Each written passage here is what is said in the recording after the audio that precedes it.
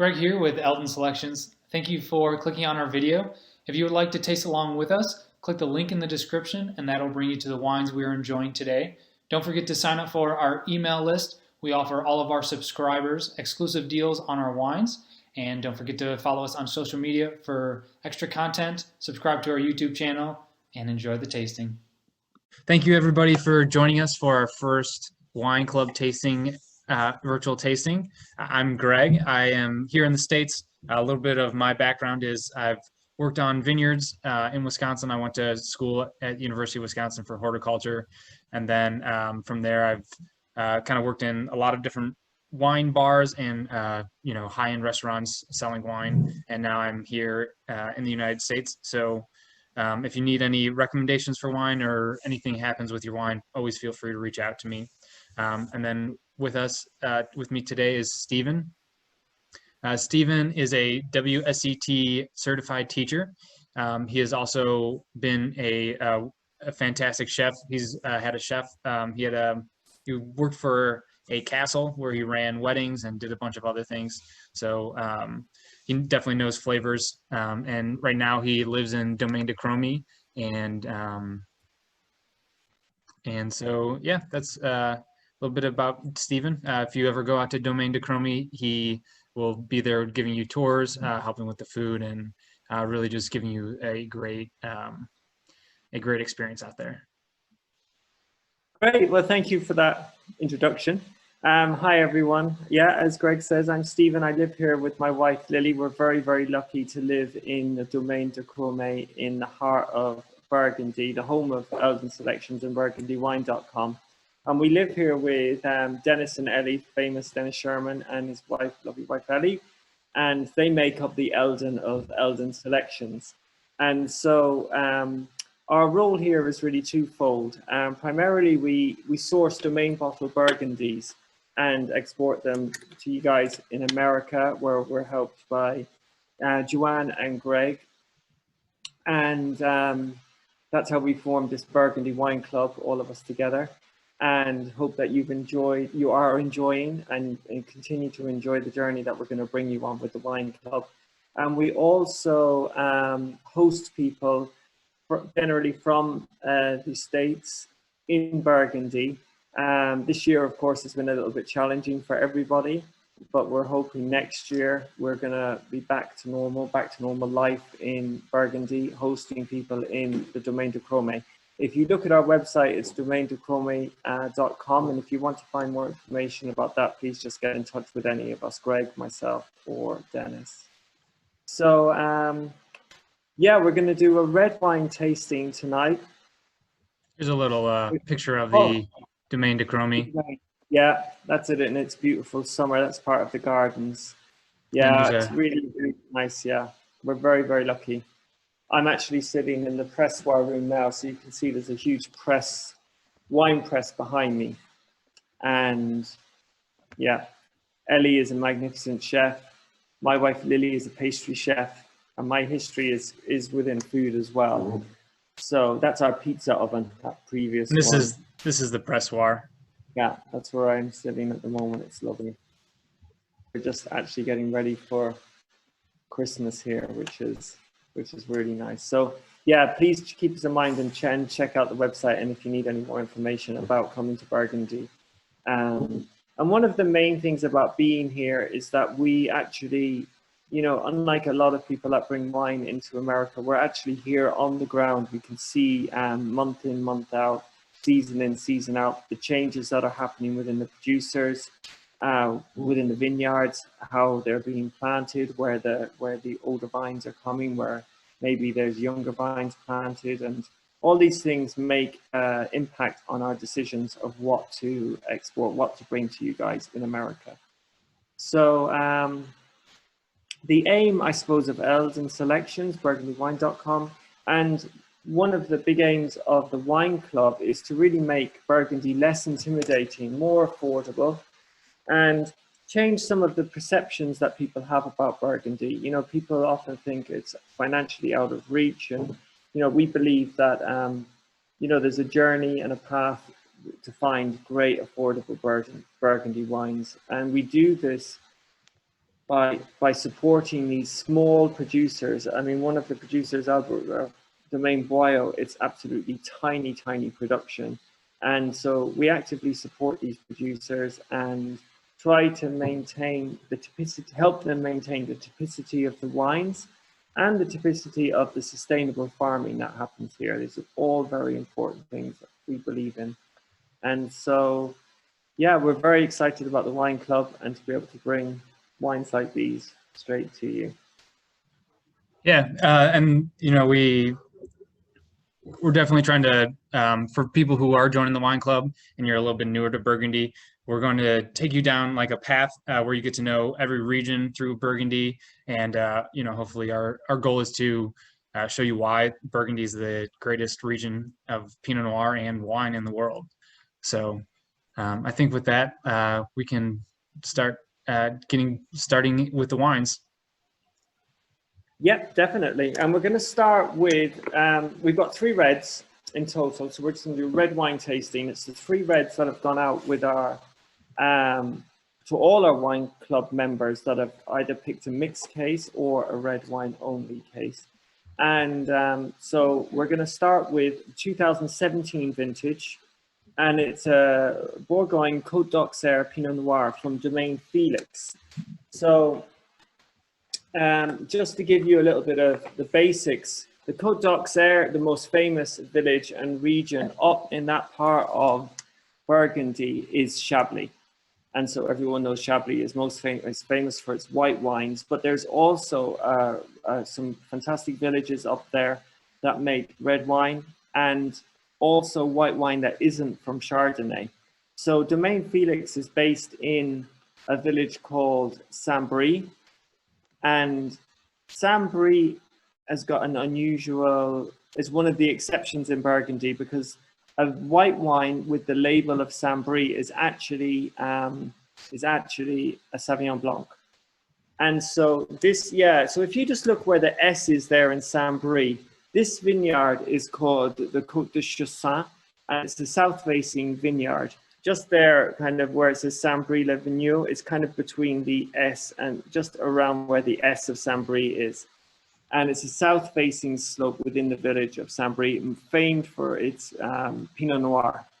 And, you know, if you think of, it's the most northerly point, really, where they're growing Pinot, and benefiting a lot from the climate change. And so we've really seen that in the 2018-19, and we're about to try the 20 vintage. With the 17, they had, in Chablis only, they had a lot of coolness in kind of April, May time. And so I think you can really detect that vintage aspect in this wine. But let's just jump into tasting it and see what we think, and we can talk a little bit more about the wine as we're doing it. Herb Felix is the winemaker. Returned to the family domain in 1987, but the winemaking in the family goes back as far as 1692. Dennis was telling me. So, wow, 1692. Yeah, 1692. So they've not only owned the vineyard since then, they've also made wine. Because I know, like, a lot of times back in the day, people used to just own the vineyard and then they negociants would buy the wine. If I'm correct, that's true. Through the grapes. I think what happened in this specific case is that they went back to a archives, and one of the family tree and the profession of the ancestor was put down in that year as winemaker. Oh, okay. So a direct descendant all the way back to then. You know. Wow. It's interesting. Yeah. And so like they're based in Saint-Brie, and that designation for Saint-Brie was given in 2003, that they got the appellation for Saint-Brie, which is Sauvignon Blanc. And I suppose in the future we will definitely do a Sauvignon Blanc tasting from Saint-Brie with this producer. They make 2 great, different, distinct versions. So fully destemmed on the nose, and it's a natural yeast fermentation as well. It's very bright. It's kind of like Yeah. um, Yeah, it's like a flight of just different red fruits, cherry, yeah, raspberry, red currant, all fresh. bright The cherry. acidity, you even get the acidity on the nose, Yeah, the kind of freshness, and that's that 2017 vintage. I think it really comes through on this nose. Like, it's what all the winemakers are looking to do is, express the terroir through the wine. And the terroir is best expressed up here without adding oak. There's no oak in this wine at all. It's all wow. fermented stainless steel. So it hasn't even seen any old oak in the aging process. Do they And still do the skin still sit on it? Yeah, they Just do. the They color. still do the maceration. Yeah. So they do a normal red wine fermentation. The maceration is about 3 weeks, with the skins. That's what, about, I think it's a 5-day cool fermentation and a cool maceration, and then they allow the fermentation to take place. The whole process is about 3 weeks. Wow. Bonsoir, Denis. Hey, Dennis. Salut, mes amis. We're talking about Domaine Felix and Saint-Brie. Yeah. Sorry I'm so late. I mean, somebody's got to give me a lesson on how to get into these. We'll go over it later today after this.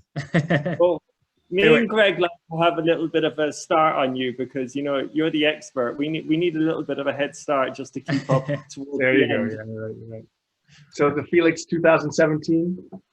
Yeah, I was saying I think you can really tell the vintage in it, that 17 vintage, because we've tried the 18, and I think it just shows you how these wines, and I'm sure people in the wine club in the future will taste the 18 and 19 of this, and it'd be interesting they keep their notes from this wine to compare them to the following vintages. Well, I think it'll be interesting to go back at the end, and because the other two are 18, to see the very distinct difference between the 17s and the 18s. But yeah, I mean, they can each on their own stand alone. Yeah, beautiful. Yeah. The This flavors in the mouth, very energized fruits again on the mouth. This one really reminds me of like a summertime red. You maybe chill it a little bit more, like and you drink it on your patio. It's very yeah. I think it would be lovely with like some kind of pre-dinner snacks or lunchtime tapas. That kind of thing would be really nice with it. Yeah, and just so everybody knows too, it's just going to be me, Steven, and Dennis on the screen, and then everyone's welcome to comment in the chat or ask us questions about their opinions about the wine and everything like that. We'll make sure to see what everyone else is saying about the wine, or if you have any questions.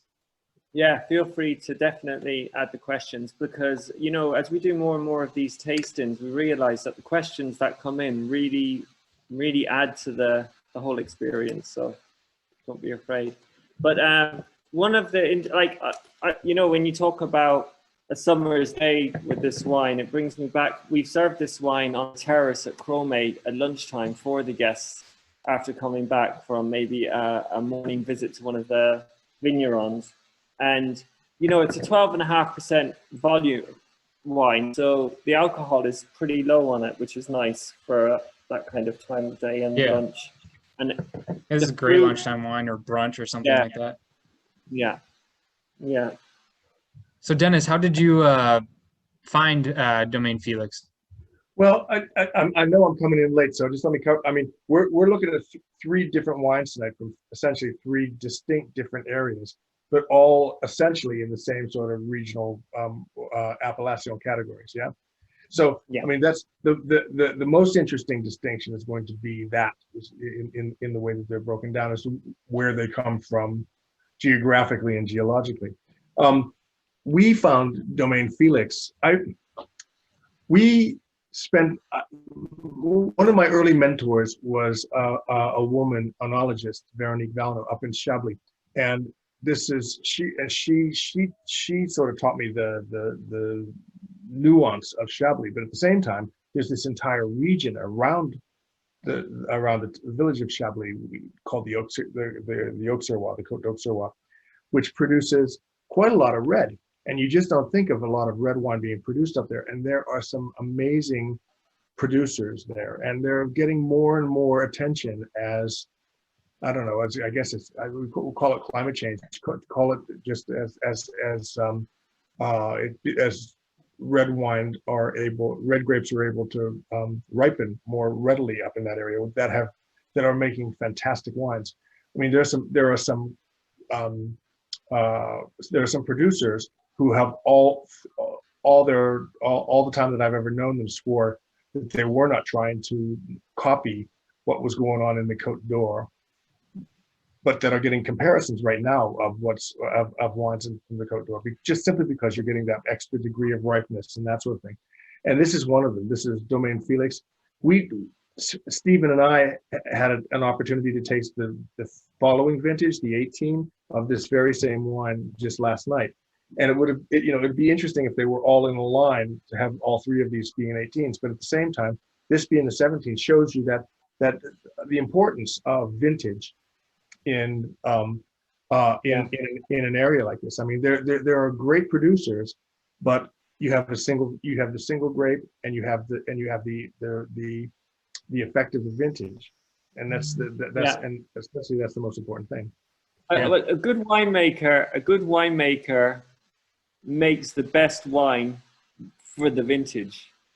That's, right. Because the vintage is kind of set. That's what they work with, and so the talent always seems to rise and cope better with even the difficult vintages. But 17 actually in Chablis, it was cool at the beginning, but as the year went on, it went on. But they'd had a few difficult years in the Côte d'Auxerre before then, with different weather patterns, and so I think they had some volume in 17, which was a bit more welcome.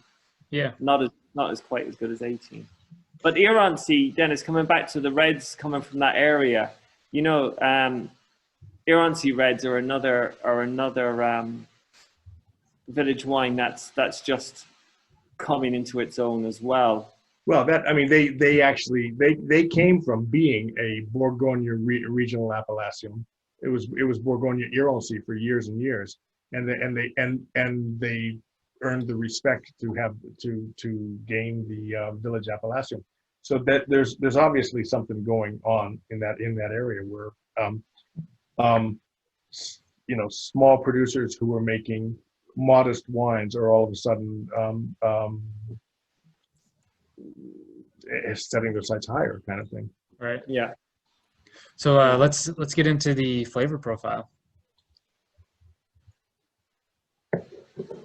This is my festive Christmas glass. Oh, very good. Well, it's the right color.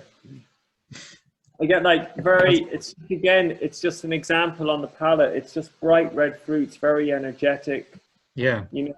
I think, again, I come back to this kind of, I see it as like a tapas or pre-dinner wine. I think it does benefit, this 17 benefits a little bit with some food. So even if it was lunch, I would still have it with salad but I think little snacks in the afternoon. I think even like as a after dinner drink, kind of cleanses your palate too in that same sense because of all the fruitiness and the acidity of it too. It's it seems to me like it's a pretty simple wine, but it's like just really well made, and the flavors on it are kind of just very fruit forward, very red berries. It opens up lovely. I mean, the aim of the winemaker there would, it's fermented in stainless steel. It's not messed with. It's kept completely pure. And, so the winemaker, the aim of the winemaker at the beginning has been achieved in the bottle. Yeah. It's an expression of that Côte Chasson from Saint-Brie. And the Domaine was saying that, of all the areas in Saint-Brie, this one is like historically famed for its Pinot. So, they just grow Pinot on that slope just outside the village. Do you think this wine has any sort of aging potential, or do you think I know it's a regional wine, but do you think this is kind of like the flavor profile that you're going to get out of it and its best drink now? Oh no, I think to me the attack still has that sort of green edge to it. I mean, you do get the fruit and you do get that, but there's the tip of your tongue has that tannin that means that sort of tells you that um, there's structure behind the tannin, and then and that fruit will come out. I think in a couple of years this will be a real charmer. So. Oh, interesting. Yeah, like I mean, generally people say kind of 3 to 5 years for the regional wines, but I find with the Elden Selections wines, I think it's just because the winemakers just put so much into this category as well, that we often drink a regional wine that's 10 years and it's in its window perfectly. Right. So So it all just depends on how the person is making the wine and the quality of it too. Probably speaks a lot on that. Depends on what you like. I mean, I really love young Pinot, and I think it's a shame to keep a cork in a bottle when you think there might be something really wonderful inside it. I mean, we started out from the very beginning selling wine by the case with the idea that you buy 12 bottles. In the best of all possible worlds, you would drink a bottle every year just to see how they develop, because that's kind of the lifespan of a decent Burgundy. And then you find that on the 12th bottle you've hit perfection, but you're disappointed that there's no more. But you've learned a lot along the way, because you've seen how these wines develop as they age. Yeah, that's a good experiment to do. Definitely, experience in like tasting wines and everything help a lot with understanding them. It's probably the easiest way to go about it.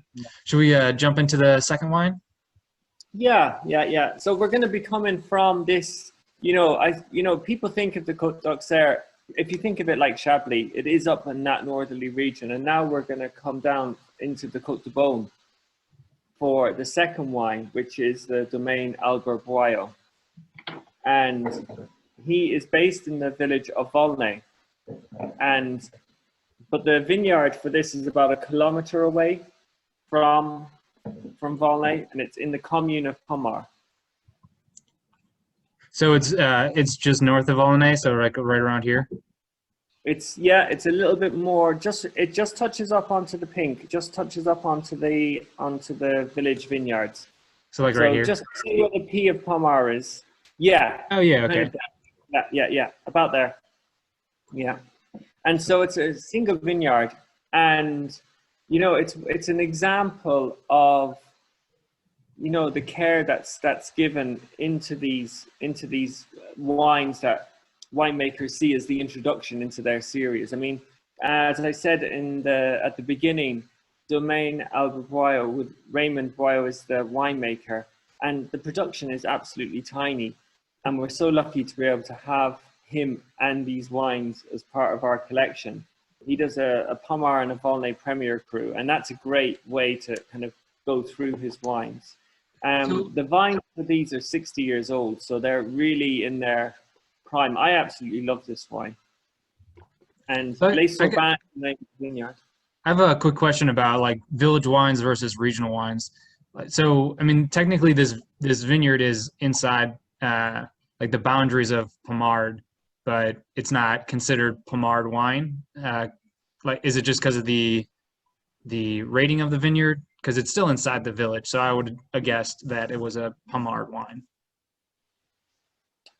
Yeah, well, Dennis always says when I came first and I was trying to understand a bit more, and Dennis would always explain it like, this is like a baby Pommard. Okay. And that's like the introduction. And when you say it's from the commune of Pommard, and so it is, you can see it's within the defined commune. And in Burgundy, just to bring it back to the basics, the difference between Burgundy and Bordeaux and lots of other wine regions, within Burgundy, it's the actual specific vineyard that gets the classification. So, that's defined, it's set. So you make either a village, Premier Cru, or regional wine, or a Grand Cru. And the variations are the winemaker. You know, so one of the great things that we're able to do, being here, living here, with Dennis and his 30 odd years of experience of being here and drinking wine, is to find the talented winemakers. And if they make a great Grand Cru, a great Premier Cru, a great village wine, they'll also make a great regional wine. Right. And so we follow them through that journey. But it's even more than that. If you go to the big negociant houses and they produce a wine that has this very same label on it that says Bourgogne, they're making a blend of wines. The big negociant houses use this appellation as their volume wine. So they're blending wines that all have this regional appellation, but they can be from any village. They can be from any region. You can take wines from the Auxerrois, you can take wines from the Côtes de Beaune, the Côte de Nuit, the Côte Chalonnaise, and mix them all together and put a label on them that says Bourgogne. And it will give you, if it's a good negociant, it will give you a good basic example of what the regional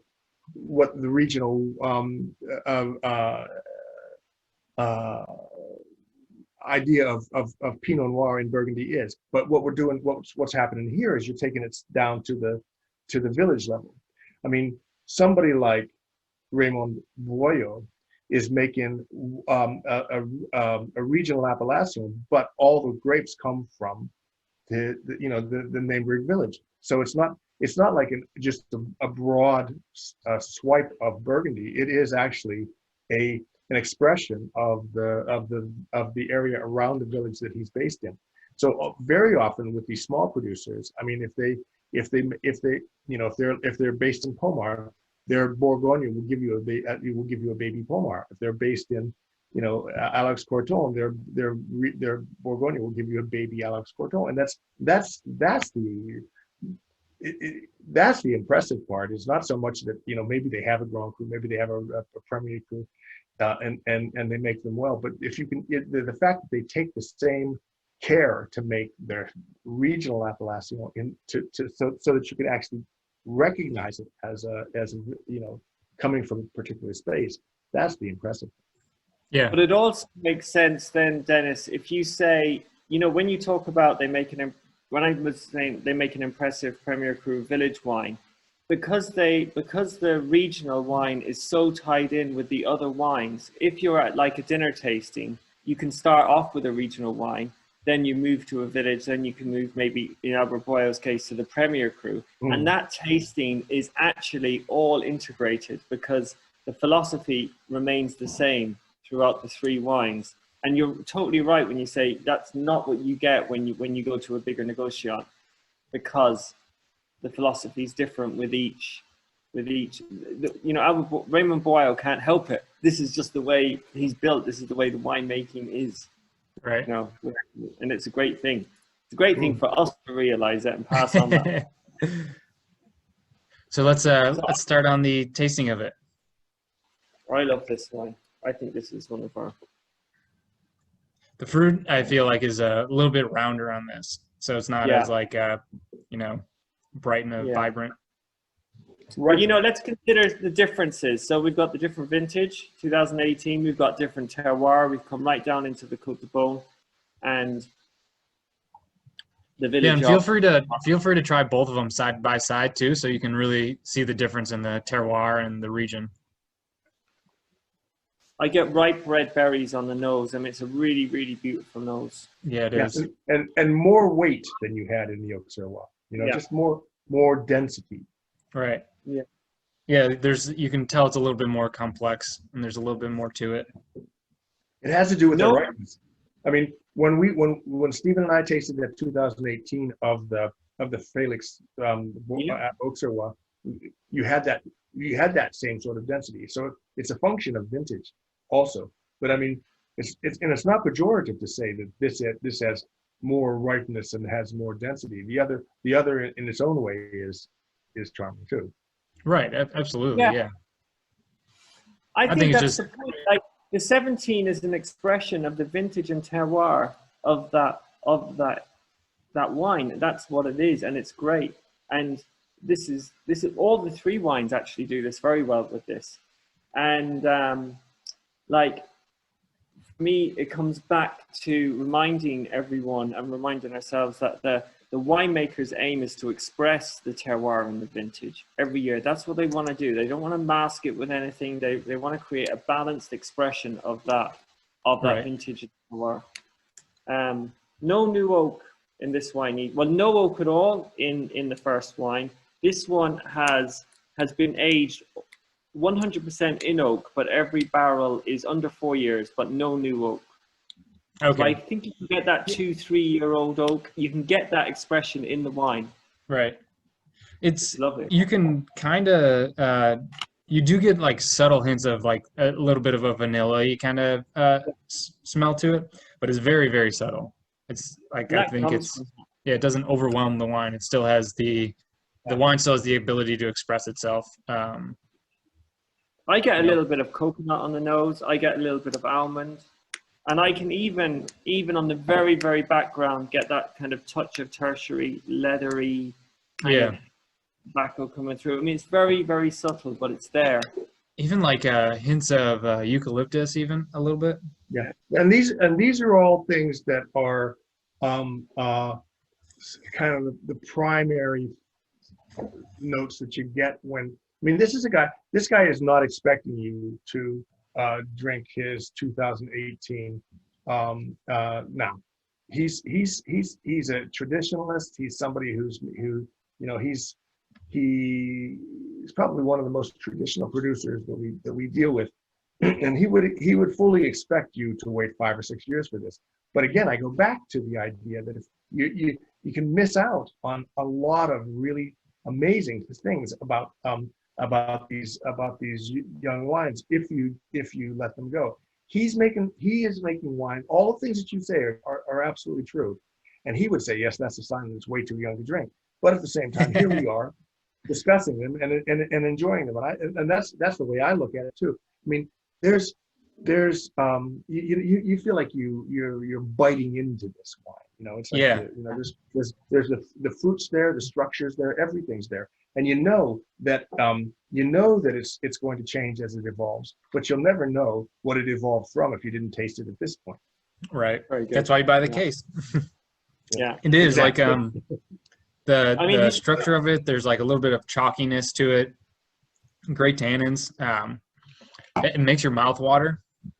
Yep. His production is just 10 acres. I mean, I really, and the winery in Volnay is really chocolate box. I mean, it's just, he's a class act, I think, Raymond Boyle. Yeah. And you can tell that in the wine. And this was just, this was just his, what he does right now. This is his hobby wine. He was the winemaker for one of the very big, important negociant houses in Beaune. Recently retired, but I mean, he was in charge of one of the largest productions of wine in Beaune. And here you are. This is he goes out with his bucket and his secateurs, and he collects his grapes and he makes his own wine. And it's like one extreme to the other. He's got a great side project. How do we find it on the palate? I think slightly deeper fruits even. I get a little bit of fresh fig, fresh prune coming through. Yeah. Like even fresh blackberries. But I think on this wine, it's the secondary notes that really kind of take control of it. There's like a little bit of like a greenness to it. But great tannins, great structure. And like that mouth-wateringness that I just love. It sits on the leaves for a long time, and I think there's a weightiness in it, so it's really nice. How do they make this wine? I know you said a little bit about the barrels and. So harvested at the beginning of September, and as I said, I think the vines really come through. The age of them is 60 years, the average age, which is just like, I think that's showing the quality too. Hand harvest, beginning of September.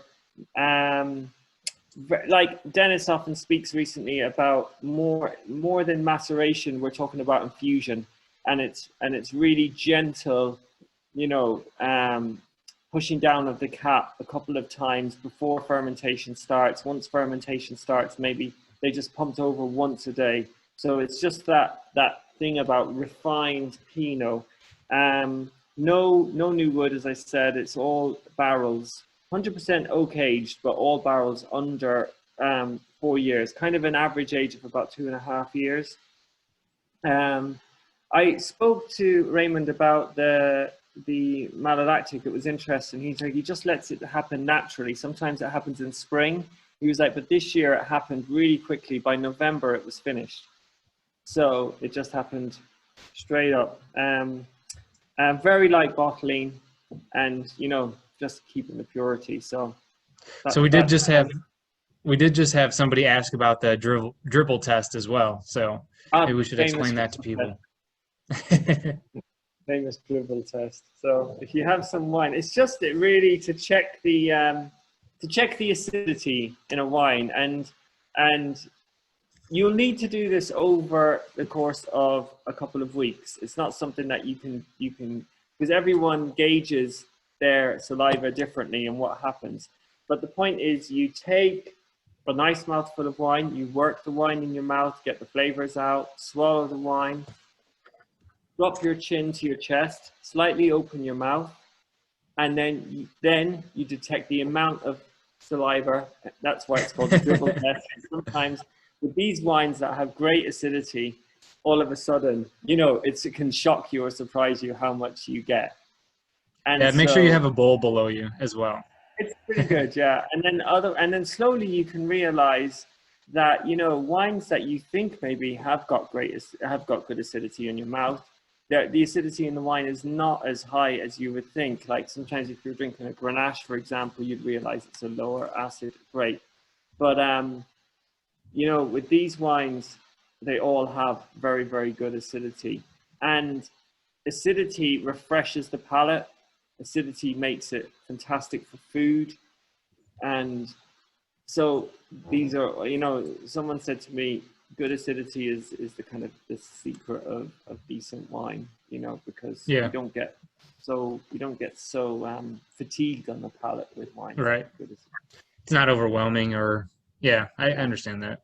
I think it's a go-to for Dennis. I think a wine just does not get considered if it does not have that kind of vibrant acidity in it. There's no doubt that there's a sort of consistency in the palate of the wines that we present.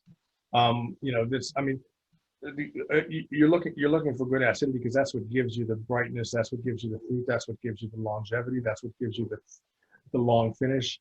If you don't have structure, you don't have any. Right. Yeah. Then it's just kind of flabby and fruity, and Should we move on to the next wine? Yeah. And I just done a quick dribble test on the next one, which is the Marchand-Tawse Bourgogne Côtes d'Or. And I can tell you, it has great acidity, high acidity. Because I nearly did dribble on the dribble test when I done it. It's interesting to look at the label. So you can see with this one, they've emphasized that it does come from the Côtes d'Or. The Côtes d'Or, for anyone that's starting to learn about Burgundy, the Côtes d'Or is the Côte de Nuit and the Côte de Beaune combined. That strip of vineyards is known as the Côtes d'Or together. So some people initially, Burgundy can be quite confusing. They hear the Côte de Nuit, they hear the Côte de Beaune, then they hear about the Côtes d'Or, and they can never figure out what it is. But if you just think of these two areas of Burgundy combined, a very long-standing friend of Dennis. So is this a father-son duo? No. On the contrary, this is a genius wine. These are two French Canadians, a genius winemaker and a finance guy who got involved in making wine in Ontario.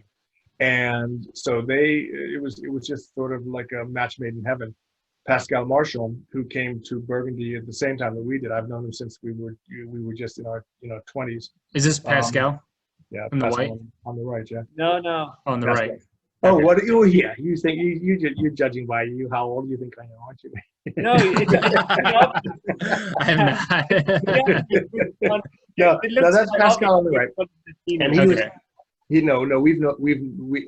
he got going in like the early '80s. We were just here. It's a very long story, and I won't keep it to you now. But they're both French Canadians, and in a sense have really changed the face of modern Burgundy wine in their way of doing things. Pascal Marshall took the idea of biodynamics and ran with it when it was still a big in arms.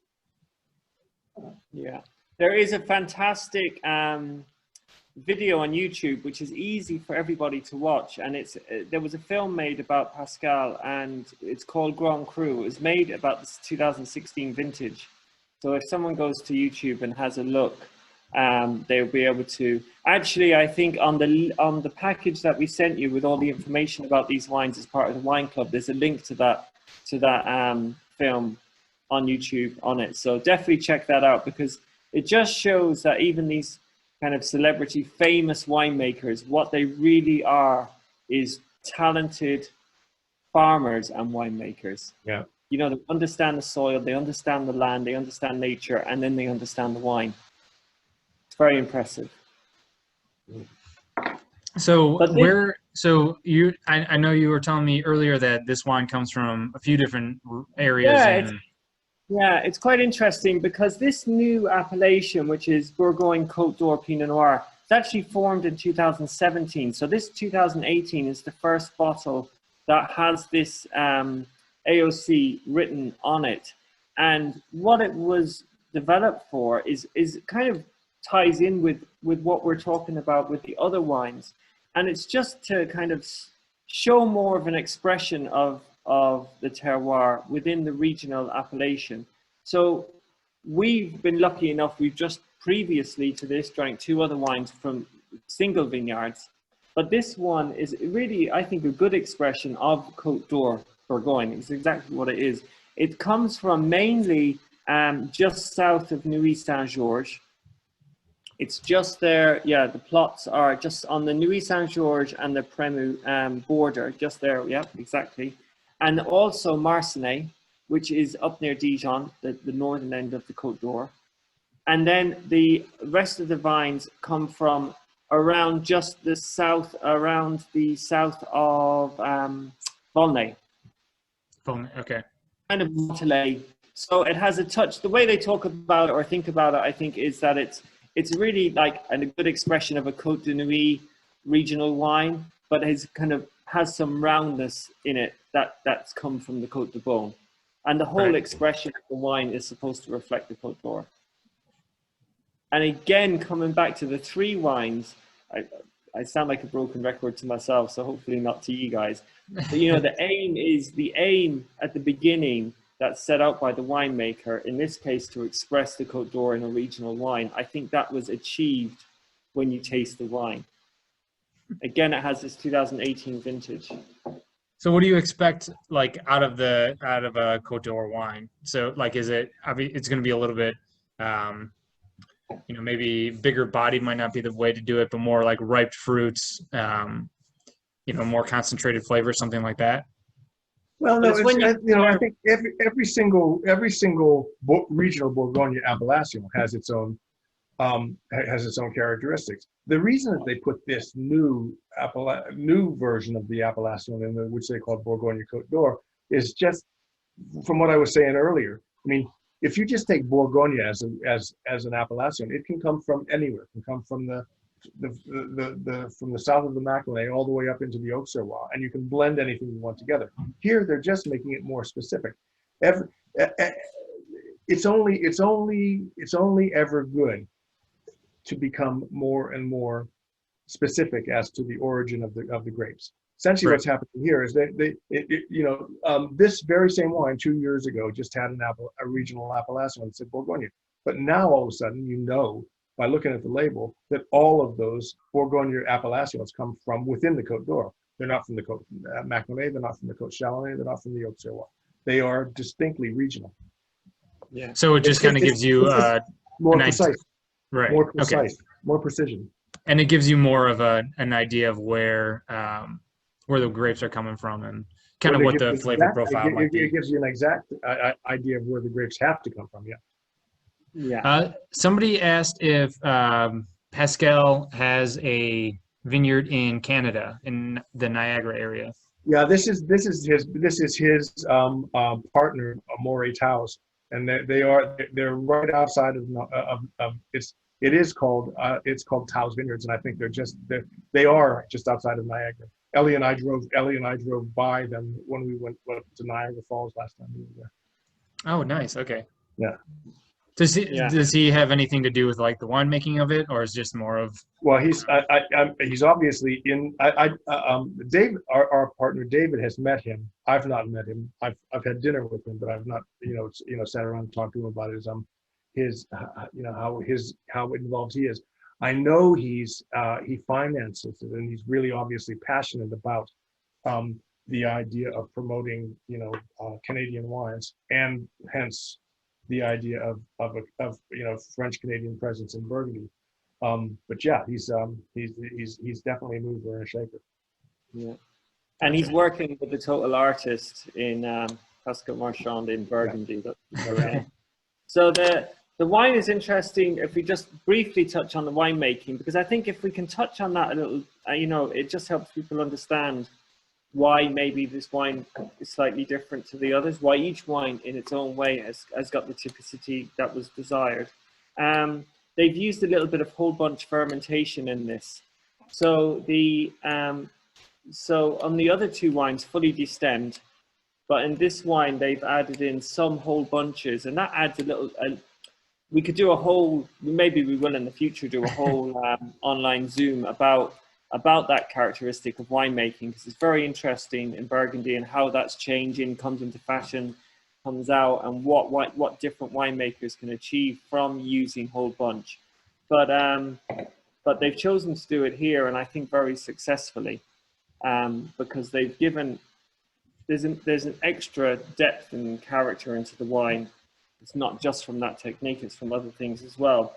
But the wood profile is exactly the same as the previous wine. No new oak on the wine, but the same 100% aged in barrels less than 4 years.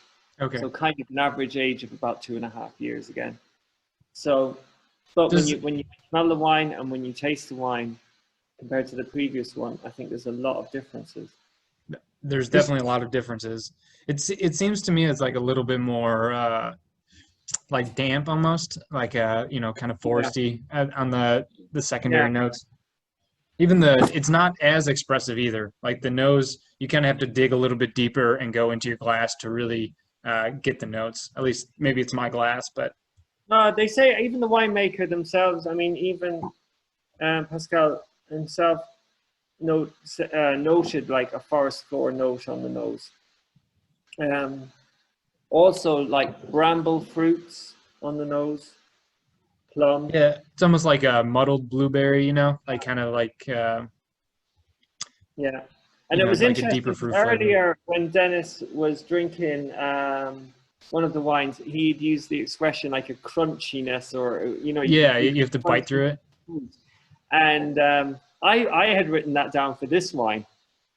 But I got that note for this wine. I was like, it's nearly like you can just like crunch into the wine. It's like got a lovely, and I think that might partly come from that whole whole bunch fermentation that's happening there, because when they use that technique, there's lots of different elements that you could consider, but one that we could consider today is that there can actually be a carbonic maceration happening. So the whole bunch is in the tank, and first of all, a little fermentation can happen within the berry before it bursts, and then as it bursts, it helps to set kind of a second fermentation in the tank, and it just gives a slightly different fruit profile, different weightiness to the wine. And that's just from the fruit, and that's without considering the stalks. And also, if you think of the 2018 vintage, this warmer vintage, and when you think of the stalk, you know, it could at one stage during the summer be a green stalk, but as you come into a hot end to the year, that stalk then becomes darker and becomes, you know, a bit richer. And so that also adds to the wine. And I think you do get that note, that character from the wine. Yeah, you're not going to do whole bunch maceration unless you've got really good maturity. I mean, when you were talking earlier about the idea that it's more like infusion than maceration, this is what they're talking about. I mean, you're taking whole bunches and putting them into the vat, and instead of crushing them and bursting the fruit, you're letting them as the fermentation develops. Let the juice sort of develop inside the berries. Often they will burst.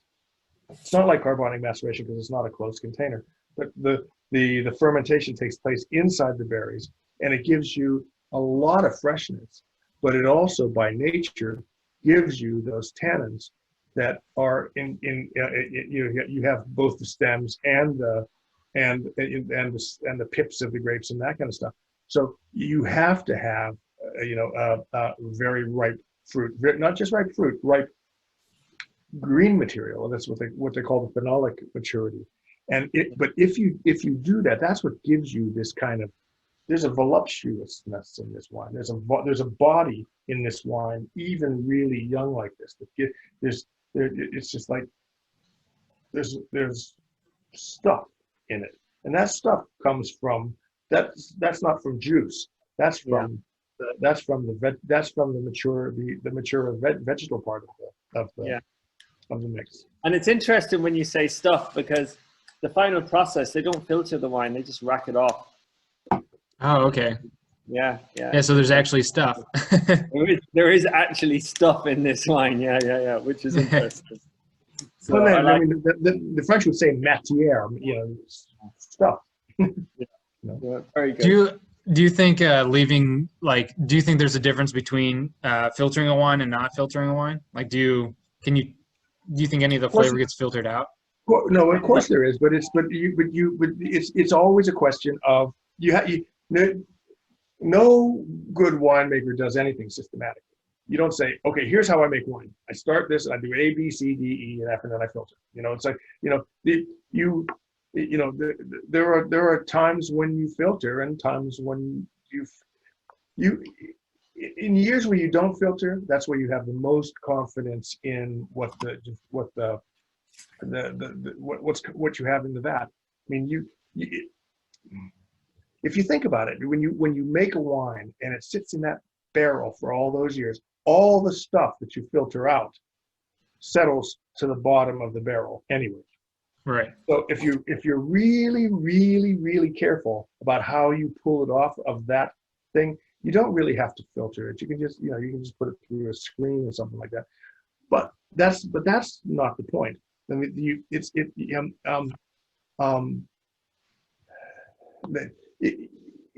you have a wine that's absolutely perfect and you can filter it just like by gravity, a bottle it by gravity, that's an exceptional thing. But I mean, if you do it without any kind of, I mean, how do I say this? If it needs to be filtered, you have to filter it. If it doesn't need to be filtered, then you can get away with it. It's a decision. It's not a practice. Right. Okay. Yeah. Well, all great winemaking, from the vineyard to the bottle, is all thousands of hopefully correct decisions by the wine. Yeah, and you have to make them like now. Right. Yeah, it's time, and you got to taste it and do it. That's our 3 wines wrapped up. Our 3 reds for this exclusive club tasting, and well, the wines I think have been really interesting. Been great to dig into them with you two, as always. And I came in late on this, and so I didn't get a chance to say hello to everyone who's coming into our wine club. But we're really pleased that you're interested in what we're doing, and we will make this an interesting journey for you. So stick with us. Yeah, and if there's anything that people want to know too about you know, like Burgundy or anything so specific or certain regions, please let us know. And we're always happy to like go in that direction too for people. So, and I guess the last thing is, don't forget to follow us on YouTube. We do put the tasting videos up on YouTube. We have a lot of other videos, recipes, and just kind of like Burgundy videos. So follow us on YouTube. Yeah. We have Instagram. It's Elden Selections on YouTube. Instagram's Elden Selections _selections. Facebook, Twitter, Pinterest. So we got a lot of different places that you can go see and get content and learn more about Burgundy.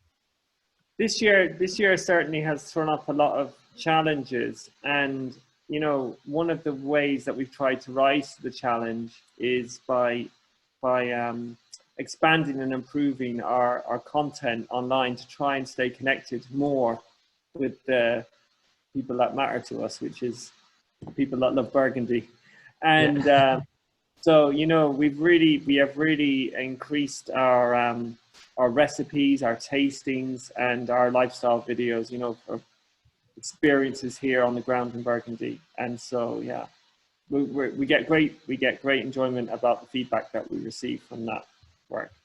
And hopefully next year we can reconnect properly with people here in the Domaine de Cromé. Yeah, it's a spectacular place, and I can't wait to visit myself. So, if you want to learn more about Domaine de Cromé too, and go visit domainedecromé.com is where you can find all that information, or you can again email me or anybody. So there's so much stuff on our YouTube channel. You should see. We've been working really hard. Stephen and Lily have become Stephen and Spielberg of growing. There's a lot. There's a lot of very very good stuff on our YouTube channel, Elden Selections. Thank you. Thank you, and everybody. Also, with the emails that we send out with the wine club, you know, like each of these wines have got a kind of a natural progression that you can explore. You know, the Albert Boillot wines, as we spoke about, but also the Marchand-Tawse. You know, there's a natural journey that you can take in a home setting where you have dinner and you start with this wine, go to a certain village and move into other appellations. And if you ever need any help to create one of them experiences, please get in touch with either of us, Greg, me, or Dennis, and we'd be delighted to help you out, figure out one of them needs to go on. Those tastings are my favorite. That or vertical tastings. I love doing those. Yeah. What do you mean, like when we're standing up? Yeah. Yeah, me and you, we've done a few horizontal tastings. True. All right. Well, thank you everybody for joining us. Your next shipment will be going out in February, so we'll have another tasting around that time. Great. And thanks so much for joining us. That was a lot of fun. All right. Yeah. Keep in touch with us all. And keep out for new tastings. I think we're doing a champagne one coming up in... Oh, yes, January 17th. So if you want to get any champagne for Valentine's Day, that'd be a good time to try them. Yeah, yeah. And also we're going to do a fun Saint-Romain one on Valentine's evening. Maybe a pre-dinner one. So we were saying that might be a fun thing to do, especially the year that's in it. So, cheers, everyone. Have a good day. Enjoy the rest of your day.